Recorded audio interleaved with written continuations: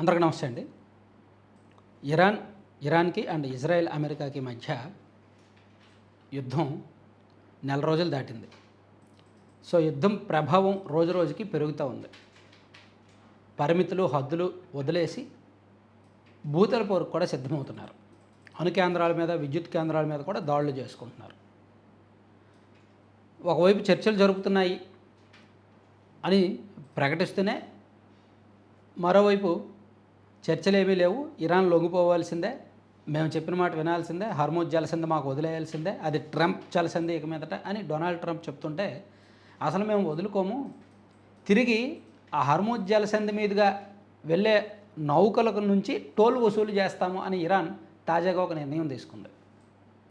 ఈరోజు ఇరాన్ పార్లమెంట్లో బిల్లుని ఆమోదించారన్నమాట. హర్మూజ్ జలసంధిలో వెళ్ళే ప్రతి నౌక మీద కూడా టోల్ వసూలు చేస్తారు. అది మినిమం 16 కోట్ల నుంచి 18.5 కోట్ల వరకు వసూలు చేయాలి. అంటే ఇండియన్ కరెన్సీలో చెప్తున్నా, 16 కోట్ల నుంచి 18.5 కోట్ల వరకు వసూలు చేయబోతున్నారు ఒక్కొక్క నౌక నుంచే.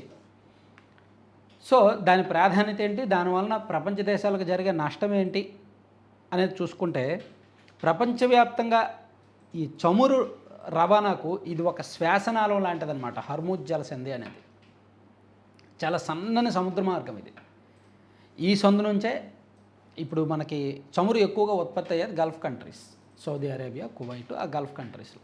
అక్కడ ఉత్పత్తి అయిన చమురు బయటకు రావాలి అంటే ఎక్కువగా మోర్ దాన్ 25 to 30% ఈ మార్గమే ఆధారం. సో అందుకు రోజుకి 80 నుంచి 100 నౌకలు ఈ మార్గం ద్వారా వస్తుంటాయి. ఆ నౌకల నుంచి ఇరాన్ ఇప్పటి వరకు టోల్ వసూలు చేయట్లా. కానీ ఇప్పుడు వాళ్ళ ఆర్థిక పరిస్థితి బాగోలేదు కాబట్టి, హర్మూజ్ జలసంధి మీదే అన్ని దేశాలు ఆధారపడి ఉన్నాయి కాబట్టి, వాళ్ళు ఈ జలసంధి మీద మరింత పట్టు ప్రయత్నాల్లో భాగంగా ఈరోజు ఆ బిల్లుకు ఆమోదం తెలిపారనమాట. సో ప్రపంచవ్యాప్తంగా సముద్ర మార్గాల ద్వారా జరిగే మొత్తం చమురు రవాణాలో 25% నుంచి 30% ఈ జలసంధి ద్వారానే జరుగుద్ది. Saudi Arabia, Iran, UAE, Kuwait మరియు ఇరాక్ వంటి దేశాల నుంచి చమురు ఎగుమతులు ఈ సందే కీలకం, ఈ జలసంధి. ఇక ఎల్ఎన్జీ కూడా, ప్రపంచంలోని మొత్తం ఎల్ఎన్జీ సరఫరాలో 20% వాటా కూడా ఈ మార్గం ద్వారానే జరుగుతుంది. ఖతర్ నుంచి వెళ్ళే గ్యాస్ నౌకలకు ఇదే ఏకైక మార్గం అనమాట. ఖతర్ నుంచి గ్యాస్ ఉత్పత్తి అవుద్ది, అది బయటకు రావాలంటే ఎల్ఎన్జీ ఇదే మెయిన్ మార్గం. సో ఎల్ఎన్జీ కావచ్చు అండ్ చమురు కావచ్చు ఎక్కువగా కన్జ్యూమ్ చేసే చైనా అండ్ ఇండియా దేశాలు 80% ఈ మార్గం ద్వారా వచ్చే నౌకల మీదనే ఆధారపడి ఉంటాయి.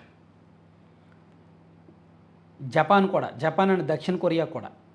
కాబట్టి ఇంధన అవసరాలకి ఇది చాలా కీలకం. అందుకే రోజుకి 80 నుంచి 100 వరకు పెద్ద పెద్ద వాణిజ్య నౌకలు, అందులో ఒక 20 నుంచి 30 వరకు భారీ చమురు ట్యాంకర్లు ఉంటాయన్నమాట. అంటే యావరేజ్గా ప్రతి గంటకి ఇక్కడ ఒక 10 చమురు ట్యాంకర్లు రవాణా అవుతూ ఉంటాయి. రోజుకు 2 కోట్లకు పైగా బ్యారెల్స్ చమురు ఈ చిన్న సముద్ర మార్గం ద్వారా వెళ్తుంది. 2 కోట్ల బ్యారెల్స్ అంటే చూసుకోండి ఎంత భారీ ఎత్తున వెళ్తుంది. సో అందుకే ఆ జలసంధి అంత కీలకం. దాని మీద పట్టు వదులుకోకూడదు అని ఇరాన్ ప్రయత్నిస్తోంది, అది పూర్తిగా చేజెక్కించుకోవాలని అమెరికా ప్రయత్నిస్తోంది. సో ఈ రోజు నుంచి ఇరాన్ ఆమోదించిన బిల్లు ప్రకారం ఒక్కొక్క చమురు నౌక మీద దాని విలువను బట్టి 16 కోట్ల నుంచి 18.5 కోట్ల వరకు టోల్ వసూలు చేయబోతున్నారు. ఇది ఖచ్చితంగా ప్రపంచ దేశాలకు షాకే. ఈ ప్రభావం చమురు రవాణాకు అంత ఖర్చు పెట్టారు అంటే ఆ ప్రభావం వినియోగదారుడి మీద పడుతుందిగా అంతిమంగా. సో అది అలా ఉంది.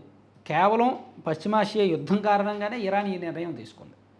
మరోవైపు ఈ యుద్ధం విషయంలో తమకు సహకరించాలని డొనాల్డ్ ట్రంప్ తమ మిత్ర దేశాలను ఎప్పటి నుంచో అడుగుతూ వస్తున్నాడు కదా. సో తాజాగా స్పెయిన్ అండ్ ఇటలీ లాంటి దేశాలైతే ఒక షాకింగ్ నిర్ణయం తీసుకున్నాయి.